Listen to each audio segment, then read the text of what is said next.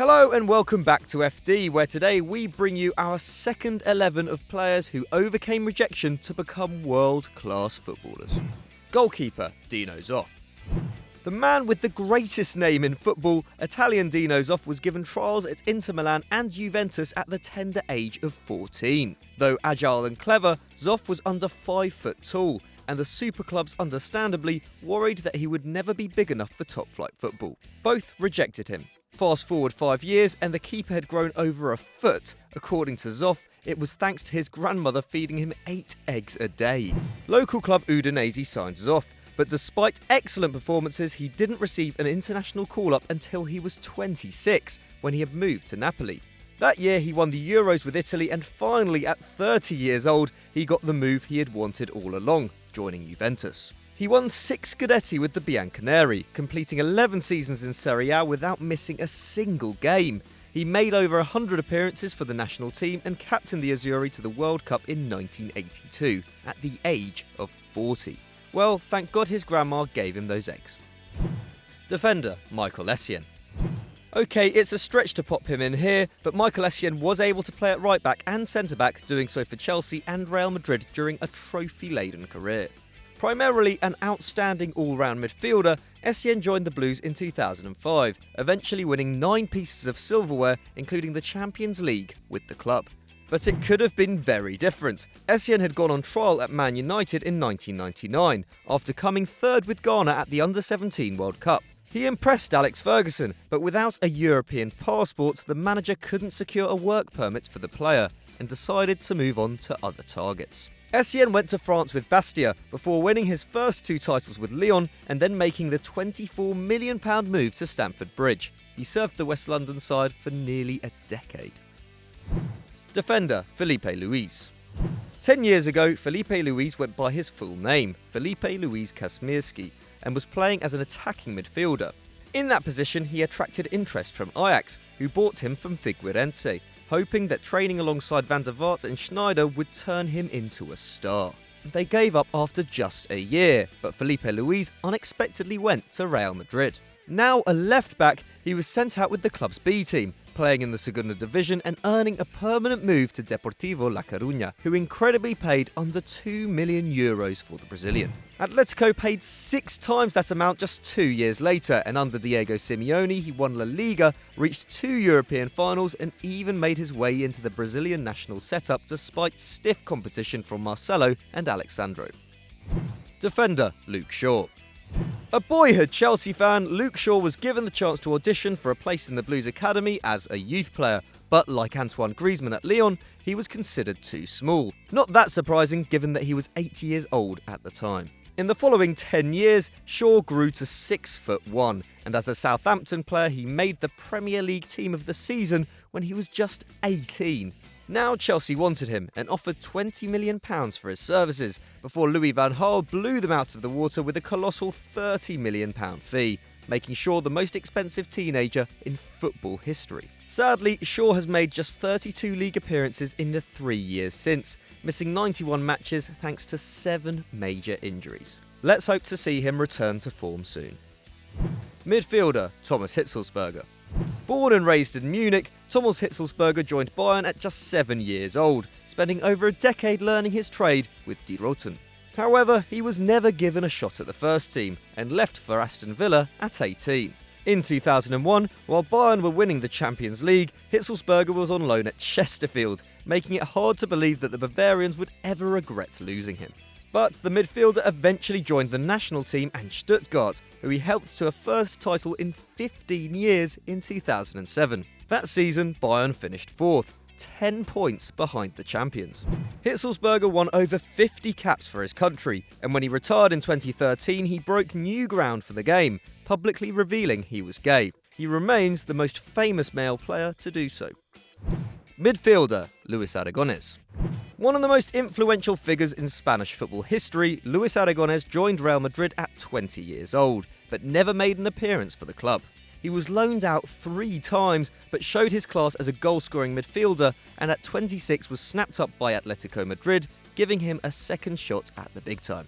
Aragones became a club legend. He averaged around a goal every 2 games for the Rojiblancos, won La Liga 3 times, and when he retired, he managed the club. Under his stewardship, they won the title again, and Aragones would go on to have 4 spells in charge at the Vicente Calderón, coaching the Colchoneros to 7 trophies. He also managed Barcelona, Sevilla, Valencia and the Spanish national team, earning credit for promoting technical players and popularising the famous tiki-taka style. With Aragones at the helm, Spain won Euro 2008, their first international silverware since 1964, and the foundations were laid for success at World Cup 2010 and Euro 2012. Aragones died in 2014, and he was honoured as a national hero in Madrid. Midfielder Michel Platini.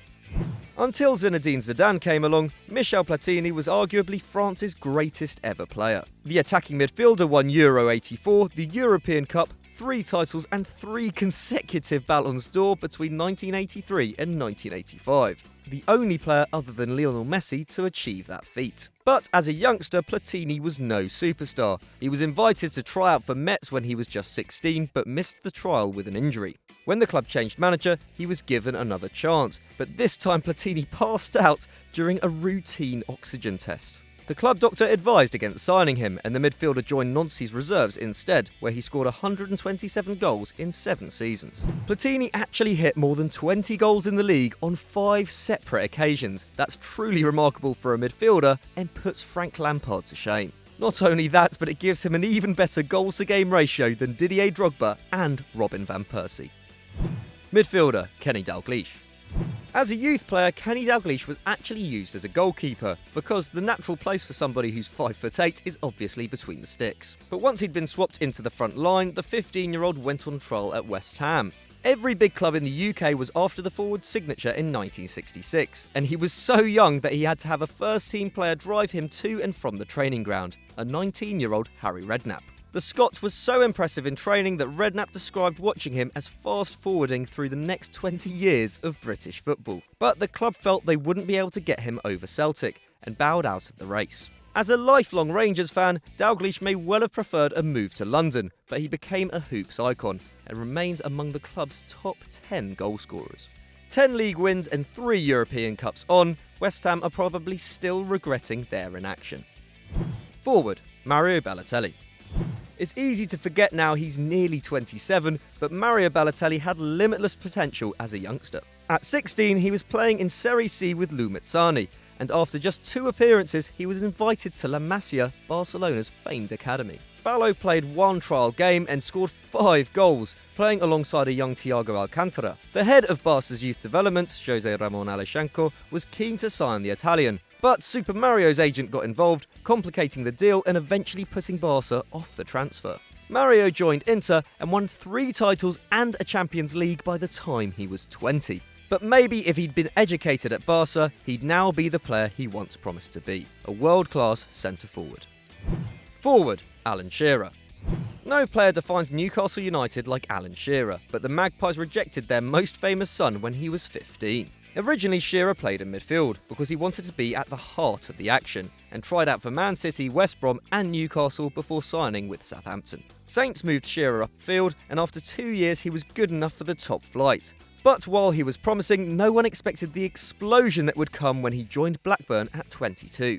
Shearer scored more than 30 league goals 3 seasons in a row, leaving with a rate of 0.8 goals per game, better than Henry at Arsenal and Van Nistelrooy at Man United. He ended up turning down Ferguson's United to return to Newcastle, becoming the most expensive player in football history at £15 million.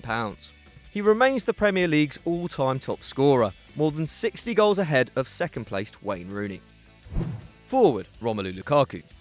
Picked up from Anderlecht at 18, Chelsea beat Arsenal to the signature of Romelu Lukaku, paying £17 million just to sit the forward on their bench.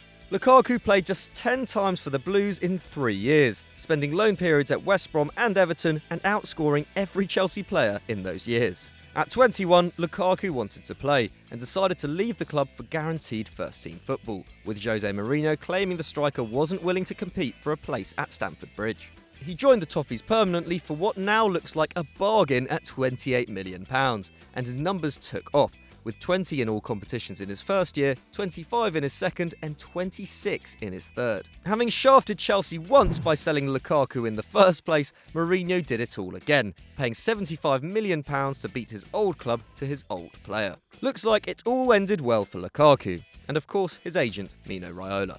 So I hope you guys enjoyed that. As usual, let us know what you thought in the comments below. And if you liked that, why not check out the video that's on screen right now? Click it, it's a good one. And as always, don't forget to like and subscribe.